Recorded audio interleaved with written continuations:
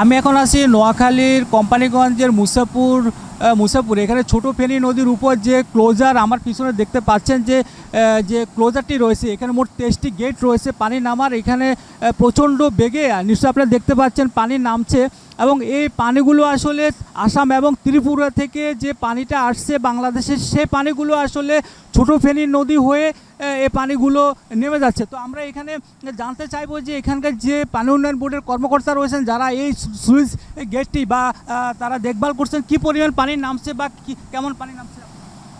ধন্যবাদ আপনাকে। আমাদের উজানে ত্রিপুরা এবং বাংলাদেশ অংশে বিগত কয়েকদিনের বৃষ্টিপাতের ফলে যে বন্যা পরিস্থিতি তৈরি হয়েছে, বর্তমানে উক্ত উজানের পানিটা কাকরি নদী, ডাকাতিয়া নদী এবং লিটল ফেনীর মাধ্যমে আমাদের এই মুসাপুর রেগুলেটরের মাধ্যমে বর্তমানে সন্দ্বীপ চ্যানেলে প্রবাহিত হচ্ছে।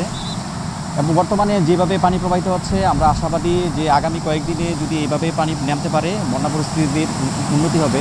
এখানে আপনাকে অবগতির জন্য জানাচ্ছি যে বিগত কয়েকদিন সমুদ্রে আপনার পূর্ণিমা এবং সিগন্যাল থাকায় স্বাভাবিক জোয়ারের চেয়ে প্রায় 5 ফিট উচ্চতায় জোয়ার হচ্ছিল। ফলে আমরা যে এই পানিটা নামার জন্য ড্রেন আউট হওয়ার যে ইফেক্টিভ টাইমটা মোটামুটি 15 থেকে 16 ঘন্টা পাচ্ছিলাম।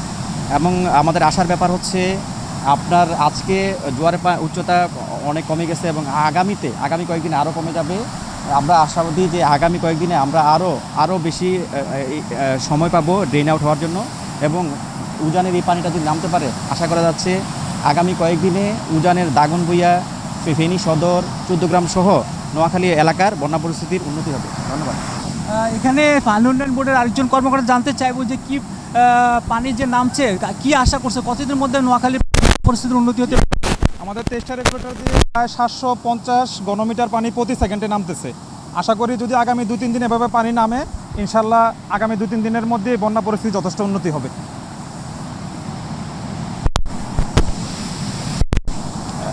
আমরা এখানে কন্টিনিউ অলরেডি পানি উন্নয়ন বোর্ডের পক্ষ থেকে এসও, এইচডি এমনকি নির্বাহী প্রকৌশলী সহ অবস্থান করতেছি।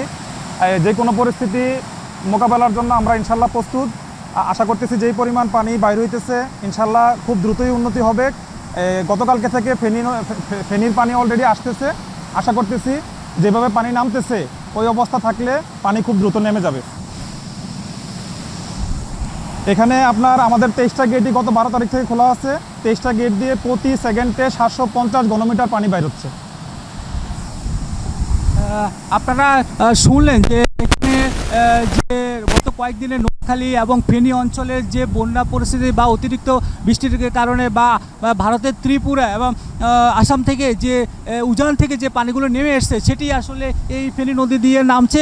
এবং তবে ওনারা বলছেন যে আসলে ধীরে ধীরে পানির যে চাপ সেটি আসলে কমে এসছে। তো আশা করা হচ্ছে যে আগামী 3 দিনের মধ্যে এই যে বন্যা পরিস্থিতি নোয়াখালী সেটির আসলে মানুষের একটি স্বস্তি পাবে বলে তারা আশা করছেন। এবং এই যে পানি এই পানিগুলো এই ছোটো ফেনী নদী হয়ে সন্দ্বীপ চ্যানেলে নামছে এবং সন্দ্বীপ চ্যানেল হয়ে বঙ্গোপসাগরে নামছে। তো আসলে মানুষ উৎকণ্ঠার মধ্যে রয়েছে যে আসলে যে পানি বা বন্যা পরিস্থিতি কবে নাগাদ উন্নতি হবে। আসলে এই পানি নামার মধ্যে দিয়ে হয়তো বা নোয়াখালী বা ফেনী অঞ্চলের মানুষের মধ্যে কিছুটা হলে স্বস্তি পাবে বা স্বস্তি নিঃশ্বাস ফেলবে।